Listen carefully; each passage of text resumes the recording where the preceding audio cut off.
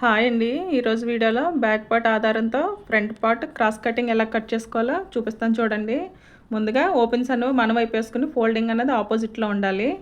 తర్వాత ఇలా back part తీసుకుని కింద వైపు 2 ఇంచెస్కి మార్క్ చేసుకుని ఇలా ఫోల్డ్ చేసుకోవాలి. ఎందుకంటే ఫ్రంట్ పార్ట్లో క్రాస్ బెల్ట్ వస్తుంది కాబట్టి మనం బ్యాక్ పార్ట్ ఇలా ఫోల్డ్ చేసుకుని ఇలా క్రాస్గా వేసుకుని నీట్గా మన ఫ్రంట్ పార్ట్ క్రాస్ కటింగ్ కాబట్టి ఇలా బ్యాక్ పార్ట్ క్రాస్గా వేసుకుని చుట్టూ ఎలా అయితే ఉందో ఆ విధంగా మనం మార్క్ చేసేసుకోవాలి. చూడండి, ఇక్కడ నేను చూపిస్తున్నాను కదా, ఇలా ఈ విధంగా చుట్టూ మార్క్ చేసేసుకోవాలి. నేను బ్యాక్ పార్ట్లో నెక్ అయితే కట్ చేయలేదండి. డిజైను స్టిచ్ చేసిన తర్వాత కట్ చేద్దామని కట్ చేయలేదు. ఇదే విధంగా చుట్టూ మనం ఎక్కడైతే స్టిచెస్ కోసం మార్క్ చేసుకున్నామో అక్కడ కూడా ఇలా డాట్ పెట్టేసుకోవాలి. అలాగే షోల్డర్ దగ్గర 1/2 ఇంచు ఖర్చు పెట్టుకున్నాం కదా, అక్కడ కూడా ఇలా డాట్ పెట్టేసుకుని స్కేల్తో గీసేసుకోవాలి. ఇప్పుడు వచ్చేసి ఫ్రంట్ పార్ట్ దగ్గర ఆమ్ రౌండ్ లోత్ అన్నది మార్క్ చేసుకోవాలి. ఒక 1/2 ఇంచుకి మార్క్ చేసుకుని ఇలా పైనుంచి ఈ లైన్కి ఇలా నీట్గా కర్వ్ అన్నది తిప్పేసుకోవాలి. మార్క్ చేసేసుకున్న తర్వాత ఇప్పుడు ఆది బ్లౌజ్ తీసుకుని ఫ్రంట్ పార్ట్లో నెక్ మార్క్ చేసుకోవాలి. ఇలా ఫ్రంట్ పార్ట్లో ఉక్స్ పట్టే వైపు మనం షోల్డర్ జాయింట్ ఉంది కదండి, ఆ జాయింట్ లోపలికి ఇలా ఫోల్డ్ చేసేసుకుని ఆల్రెడీ మనం ఖర్చు కోసం మార్క్ చేసుకున్నాం కదా, ఆ మార్క్ కింద లైన్ దగ్గర నుంచి ఖర్చు వదిలిపెట్టేసి కింద లైన్ దగ్గర నుంచి మనం నెక్ అన్నది ఈ విధంగా పెట్టేసుకోవాలి. చూడండి, ఎక్కడ లాక్కుండా ఫ్రీగా మనకి ఎలా అయితే ఎలా తిరుగుతుందో ఇలా పెట్టేసుకొని మార్క్ చేసేసుకోవాలి.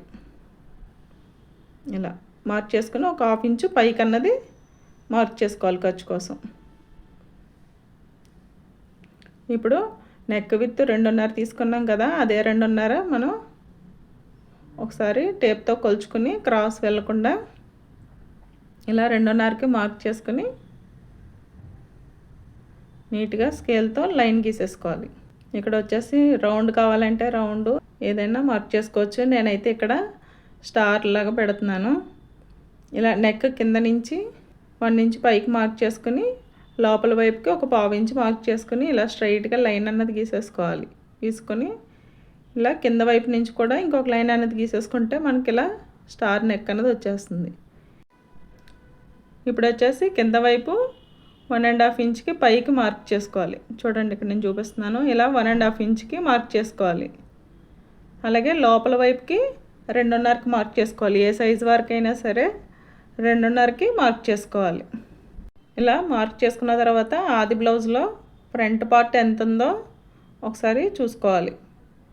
షోల్డర్ జాయింట్ దగ్గర నుంచి ఇలా మెయిన్ డాట్ వరకు ఇలా సాగదీయకుండా నీట్గా ఫోల్డ్ చేసుకుని చూడండి, నేను చూపిస్తున్న విధంగా పైన షోల్డర్ ఖర్చు దగ్గర నుంచి ఇలా మెయిన్ డాట్ వరకు టేప్ ఈ విధంగా పెట్టేసుకుంటే మనకు తెలుస్తుంది. నాకు 14 ఇంచులు వచ్చిందండి. అదే 14 ఇంచులు ఇక్కడ మార్క్ చేసుకోవాలి. సరే, కరెక్ట్గా సరిపోయింది.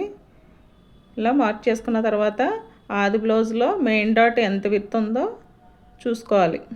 1.5 వచ్చింది కదా, అదే 1.5 ఇక్కడ ఇటువైపు 1.5, అలాగే అటువైపు ఒక 1.5కి మార్క్ చేసుకుని డాట్ హైట్ వచ్చేసి 2.5కి మార్క్ చేసుకోవాలి. సరే, క్రాస్ రాకుండా చూసుకుంటున్నాను నేను. ఇలా మార్క్ చేసుకున్న తర్వాత మనం ఈ 2 డాట్స్ని ఇలా కలిపేసుకుని లైన్ గీసేసుకోవాలి.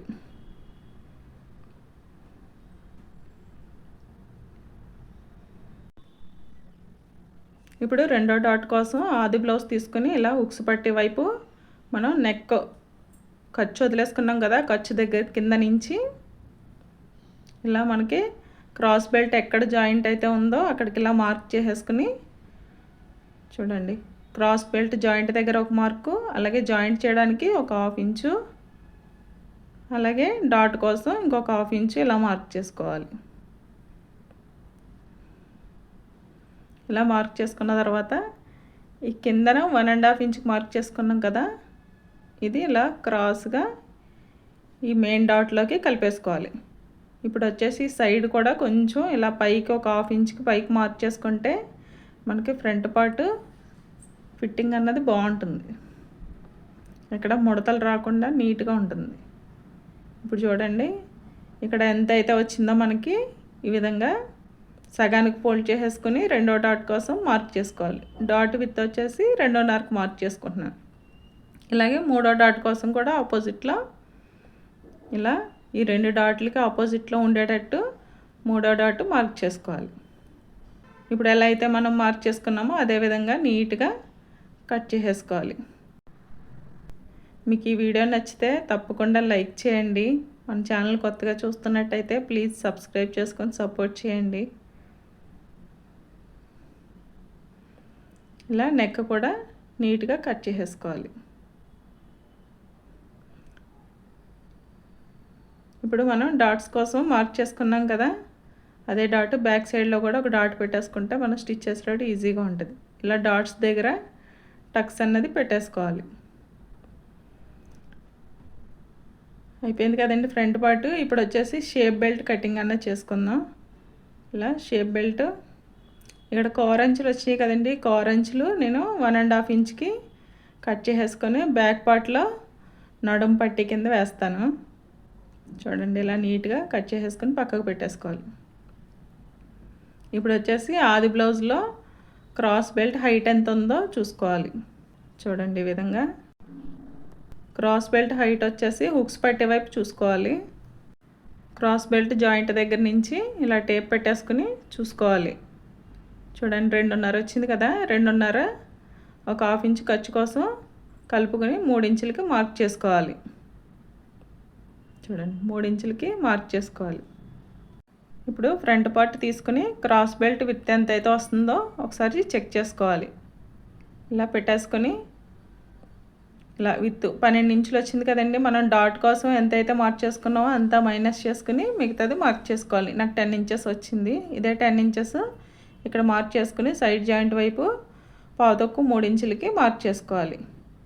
మనం ఇక్కడ క్రాస్ వచ్చింది కదా, ఈ క్రాస్ దగ్గర లోపల వైపుకి 2.5కి మార్క్ చేసుకుని అక్కడి నుంచి హైట్ కూడా 2.5కి మార్క్ చేసుకుని ఆ డాట్ దగ్గర నుంచి ఇలాగా క్రాస్గా తిప్పేసుకోవాలి. చూడండి నేను చూపిస్తున్న విధంగా ఇలా క్రాస్గా తిప్పేసుకుని ఇలా సైడ్ జాయింట్ వైపు డాట్ దగ్గర కూడా ఇలా కలిపేసుకోవాలి. చూసారా? ఇప్పుడు ఎలా అయితే మార్క్ చేసుకున్నామో అదేవిధంగా నీట్గా కట్ చేసేసుకోవాలి. ఇదే విధంగా ఇంకొక షేప్ బెల్ట్ కూడా రెడీ చేసుకోవాలండి. చూడండి మన దగ్గర ఇలా ఎక్స్ట్రా పీసెస్ ఉంటాయి కదా, ఇలా అడ్జస్ట్ చేసుకొని నీట్గా ఇంకొకటి కట్ చేసేసుకోవాలి. చూసారు కదా, ఈ విధంగా ఫ్రంట్ పార్ట్ అలాగే క్రాస్ బెల్ట్ కటింగ్ అయితే అయిపోయింది. మీకు ఈ వీడియో నచ్చితే లైక్ చేయండి. మీకు అర్థమైందని అనుకుంటున్నాను. ఏమైనా డౌట్స్ ఉంటే కనుక కామెంట్ చేయండి. Thank you for watching.